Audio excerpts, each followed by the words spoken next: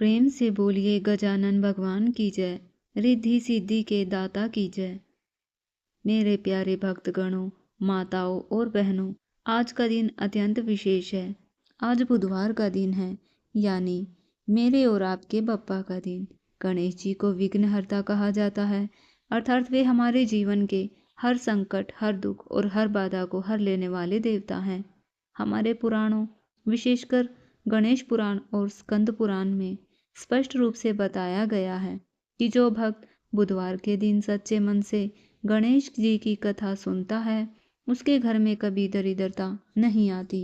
यदि आपके कार्य बनते बनते बिगड़ जाते हैं, घर में कलेश रहता है या बच्चों की बुद्धि पढ़ाई में नहीं लगती, तो आज की यह कथा विशेष रूप से आपके लिए है।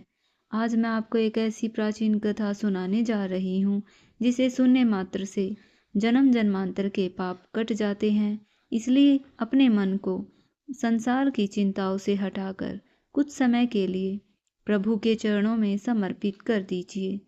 एक समय की बात है, कैलाश पर्वत पर माता पार्वती और भगवान शिव विराजमान थे। जगत जननी माता पार्वती से अपने बच्चों का दुख नहीं देखा जाता। उन्होंने बड़े ही विनीत भाव से महादेव से पूछा, हे प्रभु, कलयुग आने वाला है। उस युग में मनुष्य का जीवन बहुत कठिन होगा। हर ओर झूठ, धोखा और कलह होगा।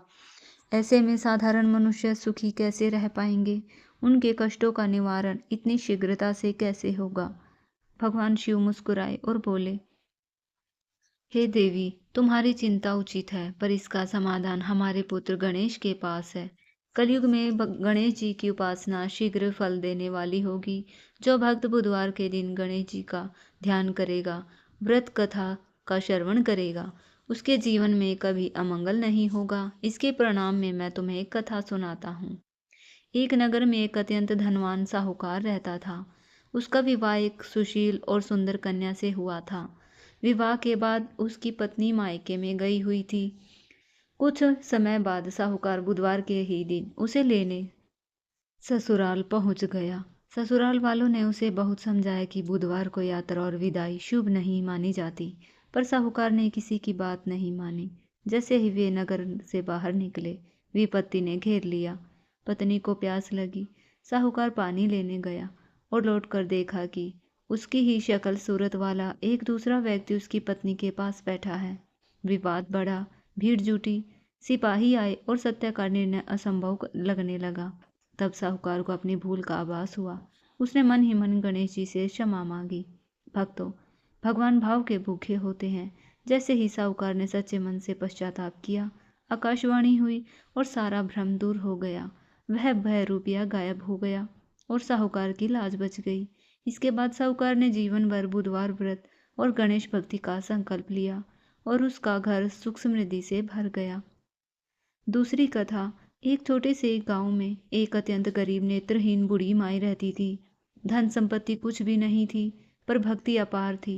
वह प्रतिदिन मिट्टी के गणेश बनाकर पूजा करती थी। उसकी भक्ति से प्रसन्न होकर एक दिन स्वयं गणेश जी प्रकट हुए और वर मांगने को कहा। बूढ़ी माई ने बड़ी चतुराई से कहा, हे प्रभु, मुझे यह वर दीजिए कि मैं अपने पोते को सोने के कटोरे में दूध पीते हुए अपनी आंखों से देख सकूं। इस एक वाक्य में उसने संतान, धन, पशु संपत्ति और दृष्टि सब कुछ मांग लिया। गणेश जी प्रसन्न हुए और उसे सब कुछ प्राप्त हुआ। तीसरी कथा, देवर्षि नारद जी एक दिव्य ज्ञान फल लेकर कैलाश पहुंचे। भगवान शिव ने परीक्षा रखी कि जो पृथ्वी की परिक्रमा करेगा वही फल पाएगा। कार्तिकेय अपने मोर पर निकल पड़े और गणेश जी ने बुद्धि से माता पिता की 7 परिक्रमा की। उन्होंने सिद्ध कर दिया कि माता पिता के चरणों में ही संपूर्ण ब्रह्मांड का वास है। गणेश जी को ज्ञान फल मिला और उन्हें प्रथम पूज्य का वरदान मिला।